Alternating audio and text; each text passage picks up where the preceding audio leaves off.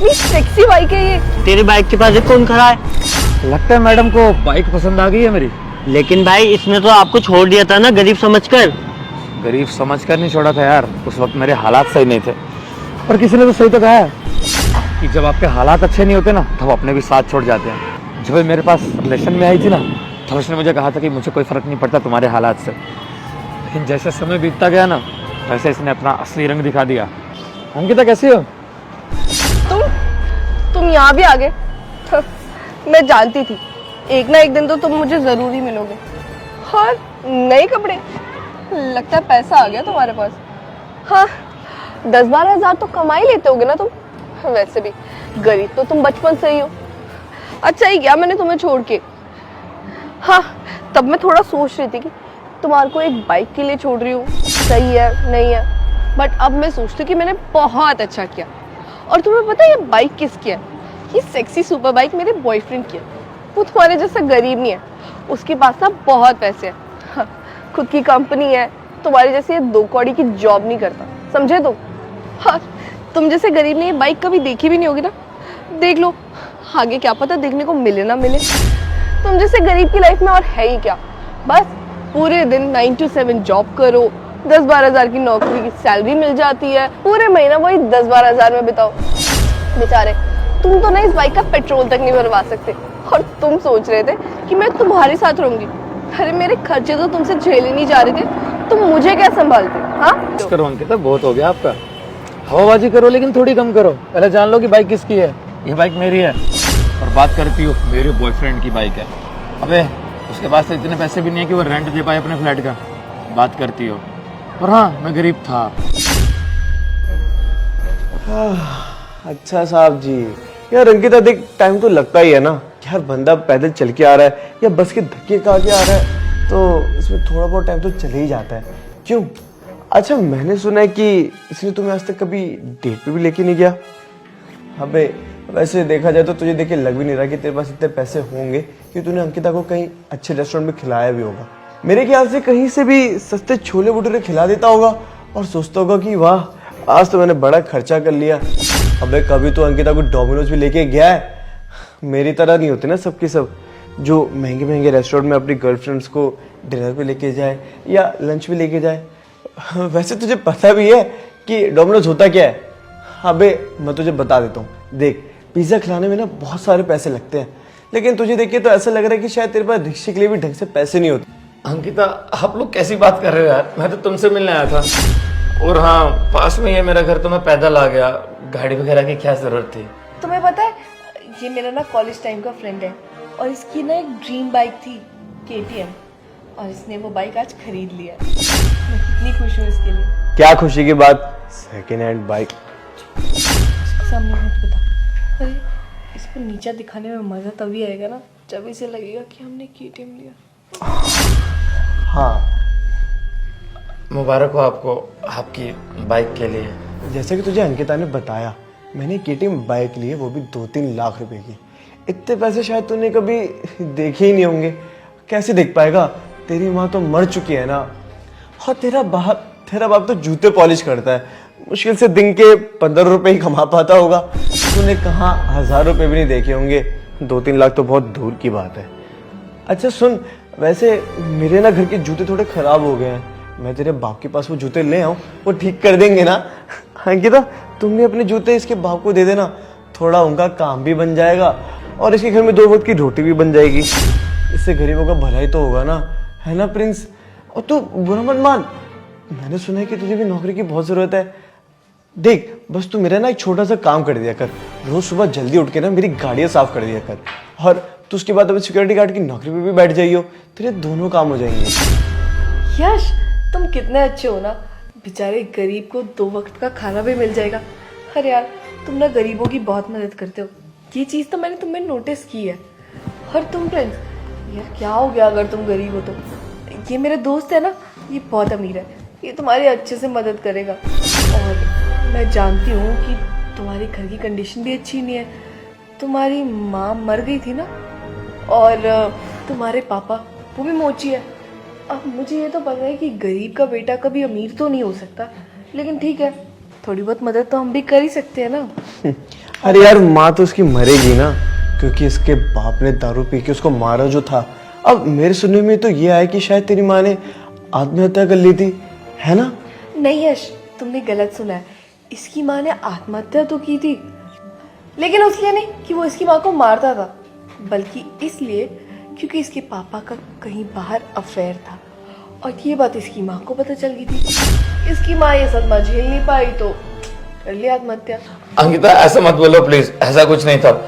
मेरी माँ की तबीयत बहुत ज्यादा खराब थी, वो हार्ट पेशेंट थी और ऑपरेशन के लिए बहुत ज्यादा पैसे चाहिए थे। इतने पैसे तो हमारे पास थे नहीं, हमसे जितना हो पाया हमने बहुत कोशिश करी लेकिन नहीं हो पाया।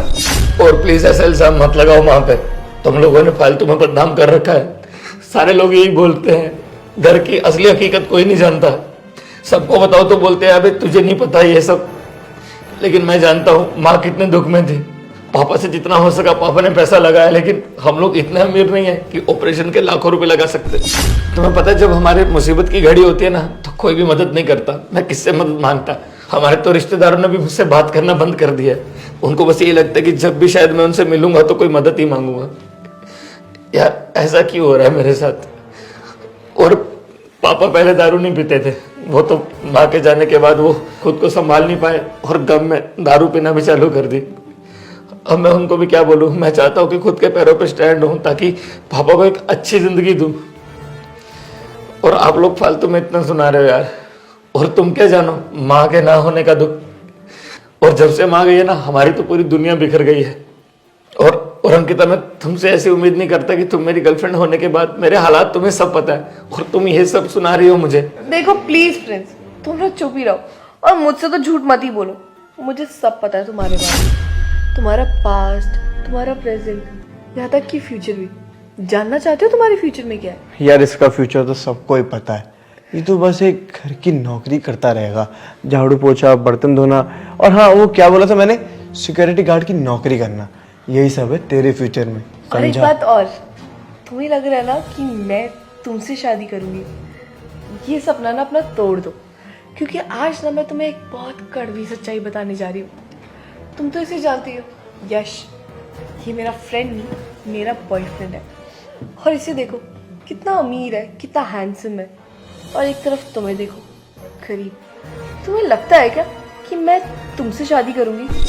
बिल्कुल भी नहीं, मैं तो शादी यश से करूंगी। हम दोनों ने प्लान भी कर रखा है। और तुम, हाँ, तुम्हें बुरा लग रहा होगा ना कि अरे अभी तो हम इतने सपने से जाते थे साथ में कि हम शादी करेंगे, हम इतना खुश रहेंगे, हम ये करेंगे, पर वो सारा सपना तो टूट गया। और एक बात सोचो, मैं तुमसे शादी क्यों ही करूँगी? लाइक ये तुमने सोचा भी क्यों? तुम्हारा स्टैंडर्ड देखो और मेरा स्टैंडर्ड देखो। अरे यार तुम ना छोटे से मोची के बेटे हो और मुझे देखो इतने आलीशान घर में रहती हूँ मैं। तुम्हें लगता है कि मैं तुमसे शादी करूँगी? सच में? अरे यार ये कोई मूवी नहीं है, ये रियल लाइफ है, रियल लाइफ।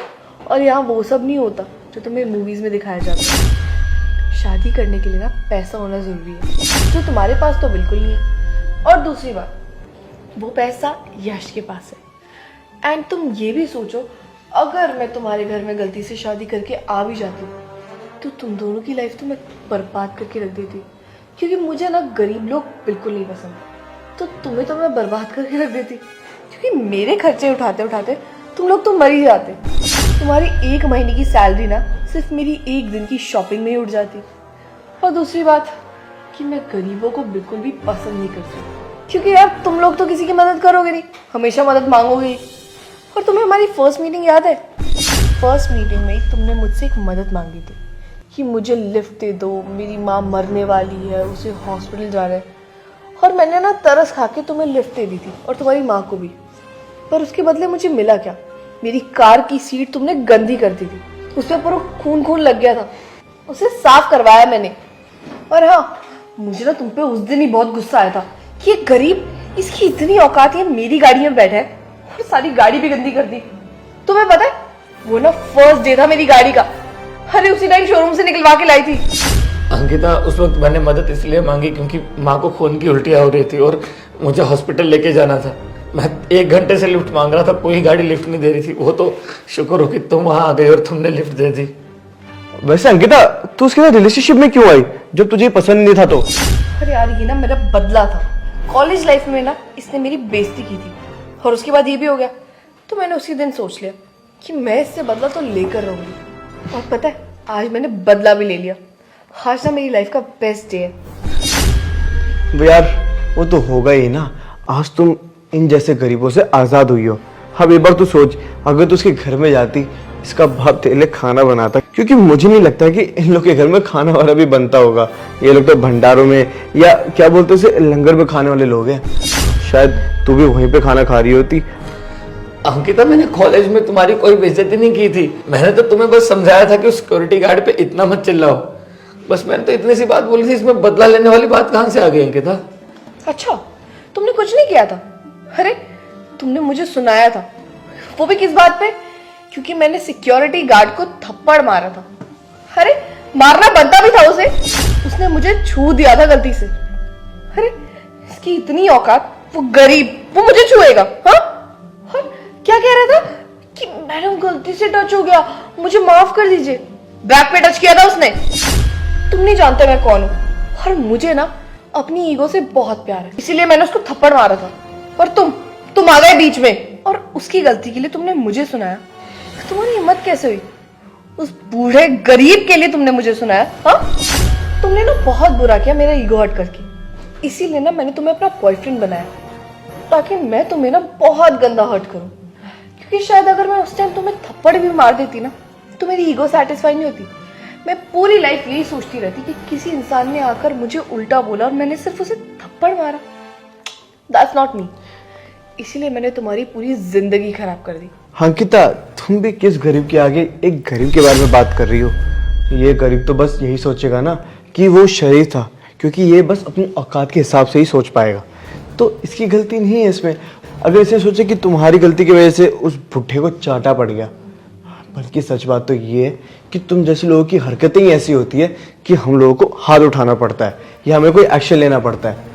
और वैसे भी अब तुझे पता लग ही गया कि मेरी गर्लफ्रेंड है, तो तू एक काम करियो, हम दोनों की ना शादी में आ जाइयो और अपने बूढ़े बाप को लाना मत भूलियो, क्योंकि जब वो आएंगे ना तो हमारे सारे मेहमानों के ना जूते वूते पॉलिश भी कर देंगे और तुम्हारे घर में 2-4 पैसे भी बन जाएंगे। इसी बहाने तुम लोगों को अच्छा खाने को भी मिल जाएगा, क्योंकि मुझे ऐसा लग रहा है कि तुम लोग को तो जमाना हो गया होगा अच्छा खाना खाए हुए भी। तो एक काम करियो, जब भी तेरा अच्छा खाने खाने का मन करे ना, तो तुम मेरे रेस्टोरेंट में आ जाया करियो। वहां पे मैं तुझे ना पूरे दिन का बचा हुआ खाना दे दिया करूंगा, क्योंकि वैसे भी वो खाना मैं कुत्तों को डाल देता हूँ, तो वो खाना तू ही खा लियो, कम से कम तेरा पेट तो भर जाएगा। और हाँ, अपने बाप के लिए भी वो खाना पैक करा लियो, क्योंकि गली के कुत्तों में और तेरे बाप में कोई फर्क थोड़ी है, रहते तो दोनों सड़क पे ही हो ना। बात तो तुमने सही की है। और वैसे भी इन जैसे गरीबों का कुछ फर्क नहीं पड़ता, इनकी चाहे जितनी मर्जी बेइज्जती कर दो। चलो कोई बात नहीं, इसी बहाने मेरी ईगो सेटिस्फाई हो गई। और हाँ, तू अगर तेरी जगह मैं होती ना, तो कब की चुल्लू भर पानी में डूब के मर जाती। और तुझे देख लो, तुझे तो कोई फर्क भी नहीं पड़ रहा। फर्क पड़ेगा भी क्यों? गरीब जो है, इन लोगों को तो आदत होती है ना लोगों का कहा सुनने की। छोड़ो इसे, हम अपना मूड क्यों खराब करें? हम दोनों तो बहुत आराम से रहेंगे। अब बेचारा ये बहुत तरस आ रहा है तुझ पे। अब तरस भी तो आएगा ना, अब बेचारा इतना गरीब है, ऊपर से हमारे कॉलेज में हमारे साथ ही पढ़ा है, तो यार तरस तो आएगा ही ना। अब चल छोड़, हमने तुझे बहुत सुना लिया, अब तो मुझे लग रहा है कि शायद तेरा पेट भी भर गया होगा। तो एक काम कर, नीचे ना मेरी गाड़ी खड़ी है, तो जाके उस पर कपड़ा मार दे, तब तक मैं आता हूँ। अरे तू ऐसे शक्ल क्या देख रहा है? तू बुरा मत मान, मैं तुझसे फ्री में काम नहीं करवाऊंगा।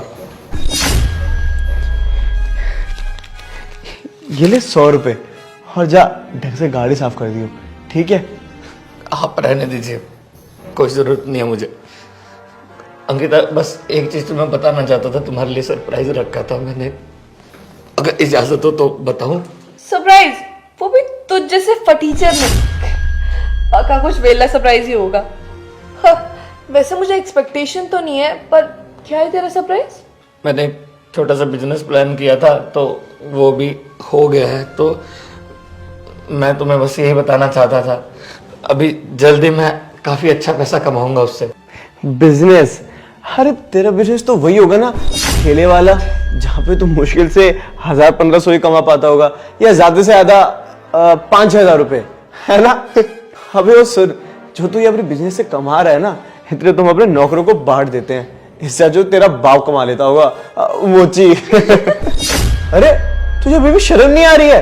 यहाँ पे खड़ा होके हमारी बातें सुन रहा है। अबे चला जा अपने घर पे, नहीं तो हम दोनों तो और बेइज्जती करेंगे तेरी।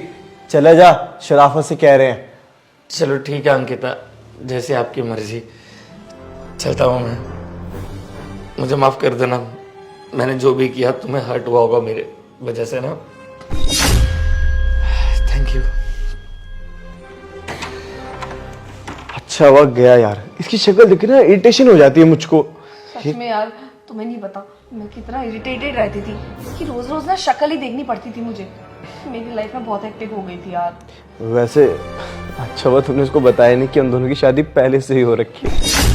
और कितना अंधा है ये, इसे तुम्हारे माथे पे लगा सिंदूर भी नहीं देखा। अरे यार, ये मेरे पैर मेरा पागल हो रखे थे, तो इसको ना लगता है कि मैं कभी चीट ही नहीं कर सकती। पर इसे क्या पता था कि एक दिन इसके साथ ये हो जाएगा बेचारा। वैसे पता है, मुझे ना एक बारी को सच में बुरा तो लगने लग गया था जब तू उसकी गर्लफ्रेंड बनी थी, पर कोई बात नहीं। लेकिन मैंने बहुत मेहनत करी उसके बाद, और आज एक अच्छी खासी कंपनी का मालिक हूँ, समझी। और ये बाइक मेरी, हटो यहाँ से, गंदी हो जाएगी नहीं तो। तनुज भाई, कैसे कैसे लोग होते हैं, देखो सीट गंदी कर दी मेरी बाइक की। देखो friends, I am really sorry. मैंने शायद तुम्हें गुस्से में कुछ ज़्यादा ही सुना दिया। ब्रेकअप का गुस्सा था ना, और गलती तो इंसान से ही होती है। हम दोबारा वापस भी तो आ सकते हैं ना। नहीं अंकिता जी, आप अपना हाथ पीछे हटाइए, अब हम साथ नहीं रह सकते, समझी। और हाँ, पता चला तुम्हारा बॉयफ्रेंड वो रेंट भी नहीं दे पा रहा अपने फ्लैट का। कोई दिक्कत नहीं है अनुज भाई, थोड़ा करवा देना, इसका हेल्प हो जाएगी। अब तेरी तरह मेरा दिल तो कठोर नहीं है ना, इतना कर सकता हूँ। गर्लफ्रेंड थी तू मेरी। चलो अनुज भाई, लेट हो रहा होगा हमें।